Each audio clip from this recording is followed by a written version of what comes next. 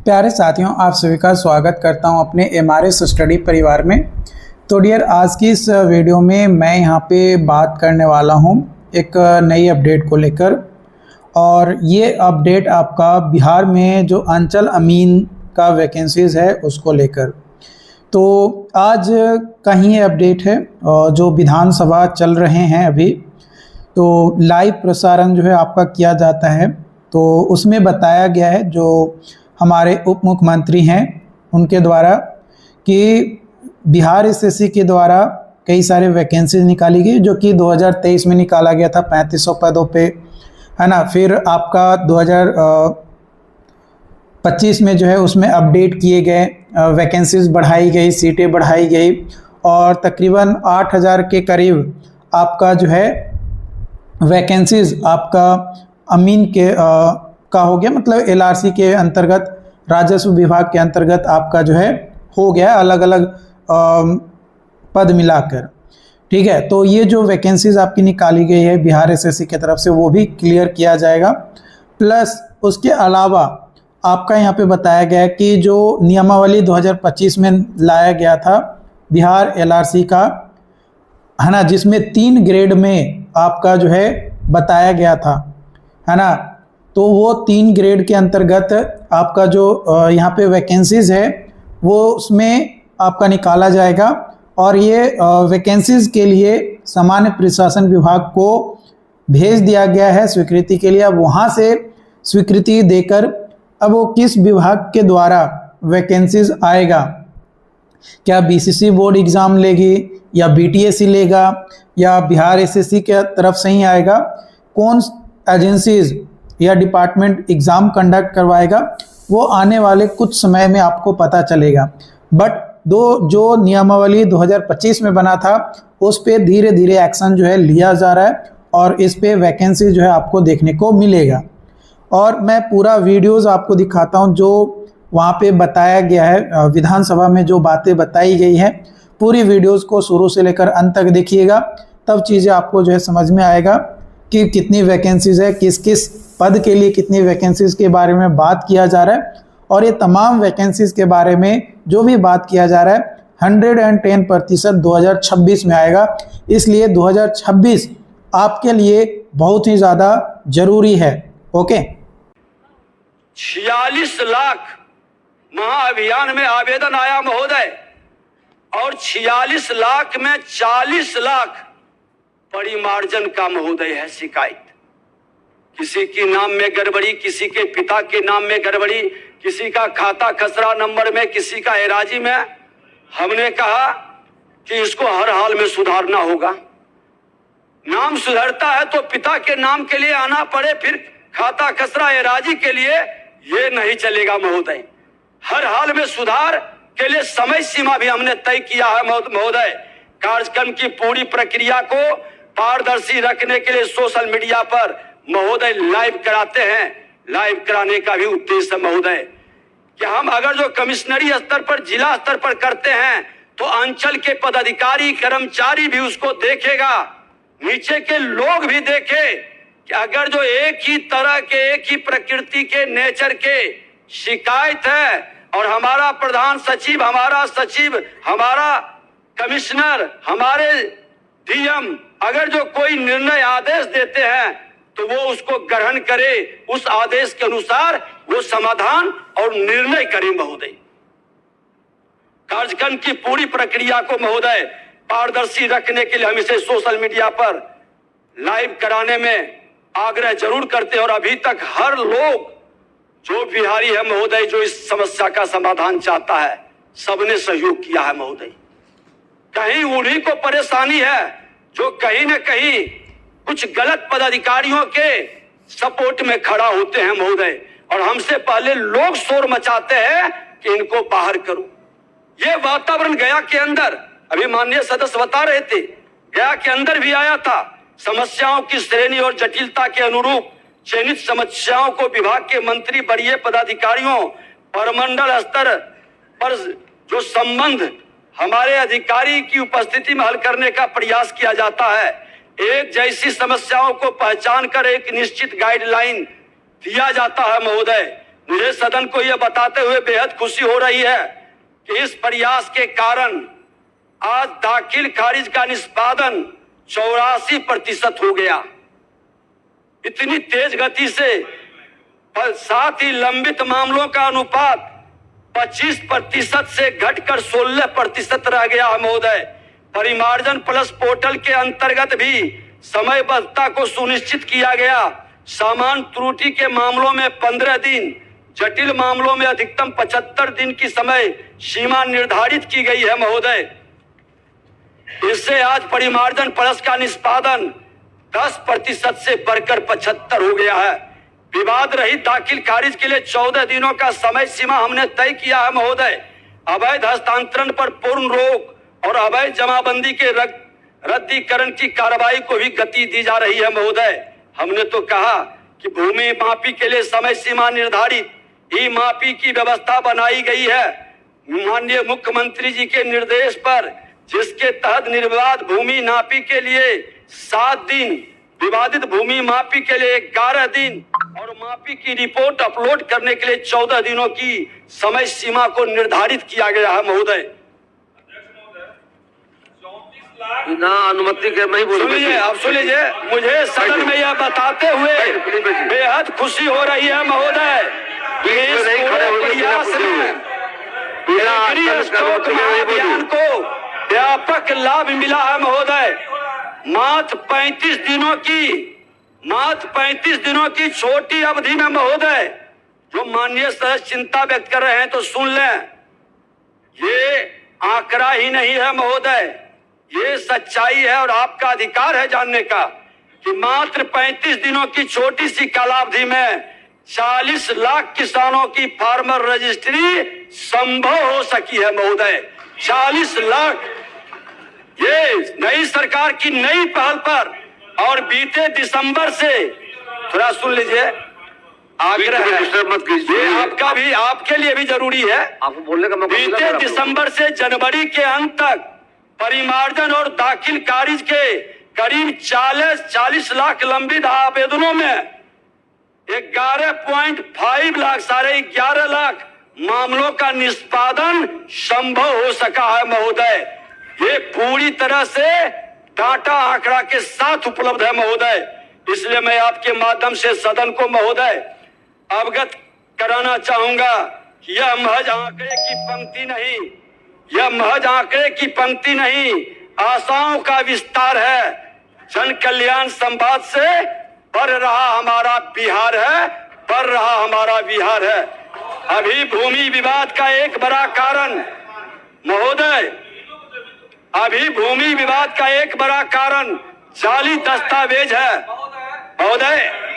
अब जाली दस्तावेज पर पूरी तरह सख्ती बरतने की व्यवस्था की गई है। फर्जी कागजात लगाकर परेशान करने वाले लोगों पर अनिवार्य प्राथमिकी दर्ज करने का निर्देश जारी किया गया है। इसका सकारात्मक परिणाम भी मिलने लगा है। जनता देख रही है। ये महोदय, अध्यक्ष महोदय, ये लाइव हो रहा है।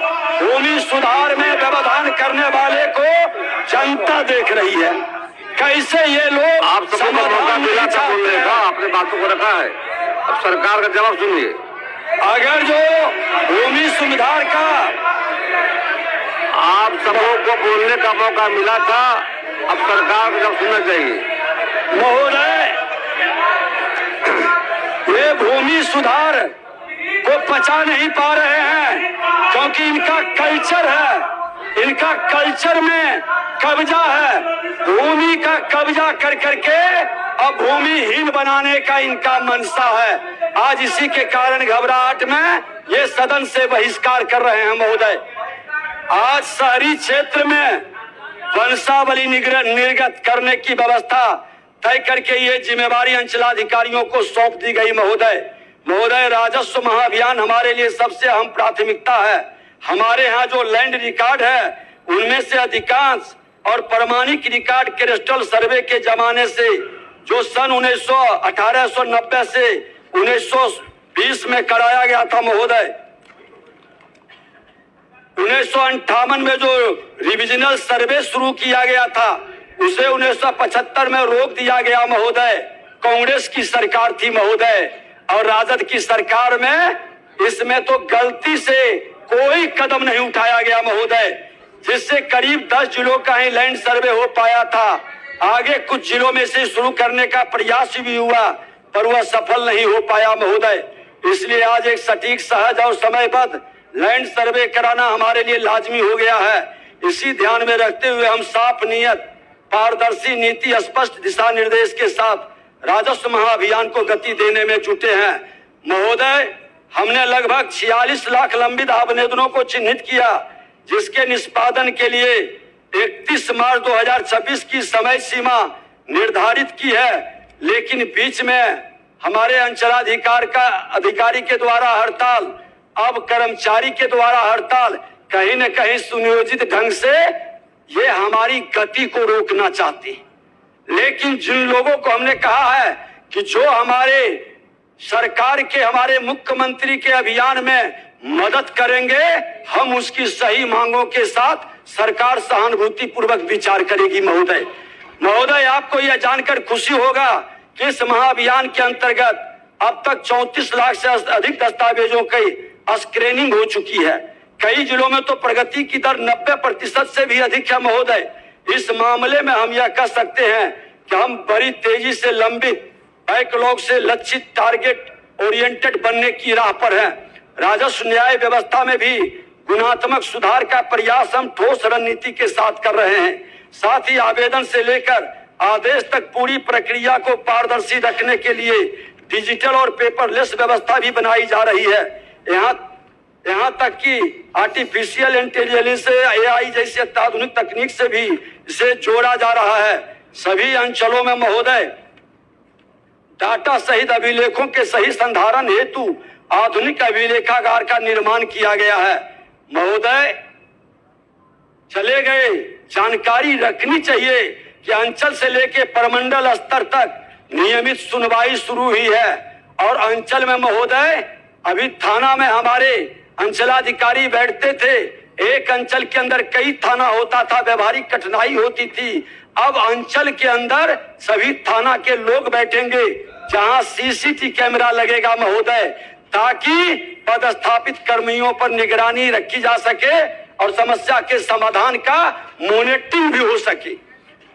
आज महोदय, पुलिस की भूमिका कानून व्यवस्था तक सीमित कर दिया गया महोदय। आज हमारे DGP माननीय मुख्यमंत्री जी के नेतृत्व में स्पष्ट शब्दों में दखल कब्जा दिलाने और भवन बनाने का पुलिस को जिम्मेवारी नहीं है। लॉ एंड ऑर्डर मेंटेन करने या राजस्व अधिकारी के द्वारा लॉ एंड ऑर्डर मेंटेन करने के लिए जब डिमांड हो, तब जाकर के हस्तक्षेप करेंगे, ये व्यवस्था भी सुनिश्चित की गई महोदय। आज इससे DCLR ADM स्तर पर मामलों के निष्पादन में करीब 4 से 5% की गति में सुधार हुआ है महोदय। हमारा स्पष्ट मानना है महोदय, न्याय शांति का प्रथम न्यास है, न्याय शांति का प्रथम न्यास है। जब तक न्याय न आता, जैसा भी वो महल शांति का सदृढ़ नहीं रह पाता। इसलिए जमीन भूमि विवाद जब तक समाधान नहीं होगा महोदय, शांति समाज के अंदर और अपराध में गिरावट नहीं होगा, माननीय न्यायालय का बोझ कम नहीं होगा महोदय। इसी तरह सामाजिक न्याय से जुड़े अभियान बसेरा 2 एवं ऑपरेशन भूमि दखल दहानी में भी काफी गतिशीलता आई है महोदय। अब तक हमने 70,279 सुयोग परिवारों को अभियान बसेरा के तहत भूमि आवंटित कर पाने में सफल हुए हैं। इसके समानांतर महोदय, शहीद सैनिकों के परिवार को गृह जिला में कृषि के लिए 1 एकड़ या घर के लिए 5 डिसमिल जमीन देने की व्यवस्था भी की गई है। और महोदय, सुरक्षा और स्वास्थ्य में लगे लोगों का महोदय, हमने उसके आवेदन को प्राथमिकता से सुनने का निर्देश भी दिए हैं। राज्य में उद्योग धंधे को बढ़ाने के लिए सभी जिलों में लैंड बैंक बनाने का निर्देश दिया गया। इस हेतु सरकारी भूमि की पहचान कर आवश्यक कार्रवाई के लिए निर्देश जारी कर दिए गए हैं महोदय। सुयोग, दक्ष और पर्याप्त मानव बल राज्य के हर नागरिक तक ईज ऑफ लिविंग, सबका सम्मान, जीवन आसान की सुविधा, जो 7 निश्चय 3 के तहत मुख्यमंत्री जी का अभियान है, उसको हम लोग पूरा करने में लगे हैं महोदय। इसको ध्यान में रखते हुए विभाग ने 22,342 स्वीकृत पदों के सापेक्ष 16,584 पदों के लिए 1 वर्ष के भीतर नियुक्ति की प्रक्रिया पूरी करने का लक्ष्य रखा गया है। इस संबंध में संबंधित आयोग को अधियाचना भी भेजे जा चुका है। बिहार राज्य कर्मचारी संवर्ग नियमावली 2025 का गठन किया गया, जिससे राजस्व कर्मचारी समग्र राज्य स्तरीय संवर्ग हो गया महोदय। और बिहार राजस्व कर्मचारी के 3303 नए पदों का सृजन किया गया है, जिससे राजस्व कर्मचारी का पूर्व से स्वीकृत पद 8,472 से बढ़कर अब कुल पदों की संख्या 11,775 हो गई है। वर्तमान में कार्यरत बल 3,767। बिहार कर्मचारी आयोग के वर्ष 2023 में 3,559 पदों पर बहाली हेतु अधियाचना भेजी गई है महोदय, तथा शेष रिक्त पदों का रोस्टर क्लियरेंस का नियमित नियुक्ति हेतु 2025 में कुल 4,492 पदों की अधियाचना सामान्य प्रशासन विभाग बिहार पटना को प्रेषित की गया महोदय। बिहार अमीन संवर्ग नियमावली 2025 का गठन किया गया, जिससे अमीन संवर्ग राज्य स्तरीय संवर्ग हो गया। साथ ही अमीन के प्रोन्नति हेतु मूल कोटि सहित 3 स्तरीय अमीन ग्रेड 1 प्रधान अमीन पद सोपान सृजित किया गया। बिहार में अमीन की कुल स्वीकृति पद 2502 है। वर्तमान में कार्यरत बल 1199 अतिरिक्त पदों का रोस्टर क्लियरेंस कर नियमित नियुक्ति हेतु वर्ष 2025 में कुल 765 पदों की अधियाचना समान प्रशासन विभाग बिहार पटना को प्रेषित किया गया महोदय। अब तो माननीय सदस्य विपक्ष के लोग चले गए, अभी उठा रहे थे खनन विभाग का मामला। आज खनन का भी है, हमारे ही जिम्मे सेवा का अवसर दिए हैं आज महोदय। अच्छा, महानंदा नदी में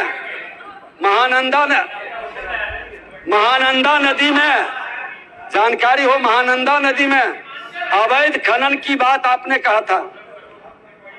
आज महोदय मैं बता दूं कि हमारे प्रधान सचिव माननीय दिवेश सेहरा जी बैठे हैं, इन्होंने अभी जो रिपोर्ट मंगवाई फोन करके लिया है, वो आपको मैं जानकारी दे दूं कि महानंदा नदी में अवैध खनन का अभी तत्काल में कोई दिखाई नहीं पड़ रहा। और जो आप देख रहे हैं कि अवैध खनन हो रहा है, तो किशनगंज बहादुरगंज के 4 लेन सड़क निर्माण कार्य में NHI के द्वारा जो कोया धामत महिमापुर के 10 एकड़ से 59,268 घन मीटर साधारण मिट्टी का उसका पैसा 96 लाख राजस्व जमा किया गया। अरे ओवरलोड होगा, CCTV कैमरा में आपको मैं जानकारी दे दूं। माननीय मुख्यमंत्री जी के नेतृत्व में खनन नीति लाए हैं, और कोई वीडियो बनाकर भेजता है महोदय, तो मैं तुरंत 10 लाख बड़ी गाड़ी पर और ट्रैक्टर पर 5 लाख फाइन करते हैं। और जो भेजता है हमारा बिहारी योद्धा, उसको 10,000 का इनाम और 5,000 का इनाम देते हैं।